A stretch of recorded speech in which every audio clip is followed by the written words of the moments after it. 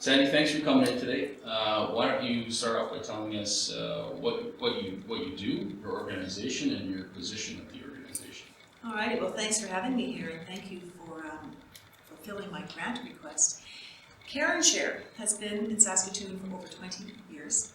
Started off with Ted Merriman's wife went to school one day. She was volunteering. She came home and said, "Ted, you know, these kids are coming to school and they haven't had anything for breakfast or anything to eat. You got to do something."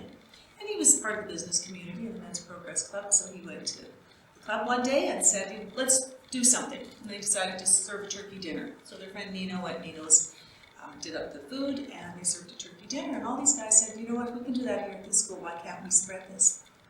And that's how Care and Share started. It was St. Michael's School on 33rd. Care and Share now helps over 20 schools. 10 more would love our help, so we're going to see how we can expand. But poverty is growing in the city. So that's what Care and Share does, is we help the children in the inner city community schools. And there's many needs. We put in programs, we put in things like soccer, or we take the Huskies go in and teach soccer, and we send them bowling. And the fund I applied for was the Dignity Fund. So we want children to come to school, but if they can't come to school because they don't have a winter coat or a pair of winter boots, they don't come, especially our Canadians. They don't realize how cold it can get here. So that's what the Dignity Fund does, is buys items of necessity. And all the schools have access to that. And they say it's the best program because it's quick. The coordinator buys what that child needs today. It could be things like light shampoo. If families can't afford it and it's keeping the children away from school, then we'll just buy it, no questions asked. So yeah, a number of programs. It's a volunteer board. We are local. When did the organization start? Well, we were incorporated in 2000, so it was a few years before that, 2 or 3, where a few people were working with a couple of schools, and then it just grew. And I came on board as the executive director almost over 18 and a half years ago. Yeah, So, that's great. yeah. You talked about it helping kids, and I guess just kind of expand on that. How does it, it helps people at a local level, which is kind of what the intent of our tournament is. How it really has kind of helped people at that local level. It is, it's just our Saskatoon schools, and there's a coordinator in each school. That's my contact. So when they see a need, they'll either contact me ahead of time, or they'll be the ones who sign up the children for the programs that we offer. But it's all Saskatoon schools. And we partner Saskatoon businesses. We have a mentorship program. So we've got 26 companies married to these schools. And they go in and send in volunteers. They need a financial contribution. They do whatever works for their company, and they work together for years, become friends, get to know the kids. And that's a great program. That's fantastic. So you talked about the funds a little bit. Can you just kind of expand on that? What the funds go towards, where the funds actually end up? It's kids that need it, and just kind of the type of things that the funds go towards. It's definitely for the children. Like I said, we pay for the Huskies to go in and teach them soccer. We send 600 kids to the bowling alley. It's a safe sport. It's a fun sport for families, so they go bowl. We have a babysitting program where St. John Ambulance goes in and teaches the 11 to 12-year-olds. Like, when my kids were 12, I put them through the course, so I knew they were safe at home alone. These children are sometimes taking care of their siblings and the children down the hall, and sometimes their parents. So this first aid for them, the babysitting, it also offers them that opportunity to babysit and make some money, which is a very cool thing. But it's their safety that's the most important thing, because sometimes, a lot of times they're left at home alone.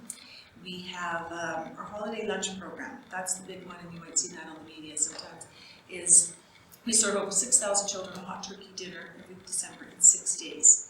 And that's when we invite our mentor companies to come in and serve that turkey dinner. It brings all the kids together and the staff for a big celebration. For many children, that's their only Christmas meal they get. We have 18 chefs in the city who do all the cooking, so we talk about getting the community involved in these schools. It's fabulous.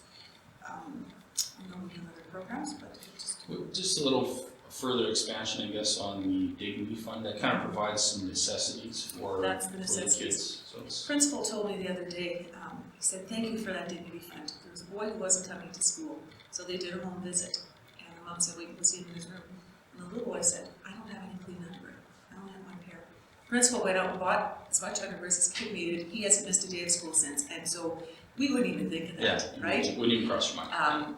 Mother didn't send her kid to school because it was too cold out. and it was October. So we said, wait till it gets cold, so we'll go and buy the winter coat, boots. Little kids have accidents in kindergarten, grade 1, so there will be underwear for them and leggings and shoes. Children want to join track but have no runners, so we'll buy those runners for them. Whatever it takes to keep them in school. And we know it's going to families that need it because the schools work with these families, they know these families, so they know the money is going to where it's needed.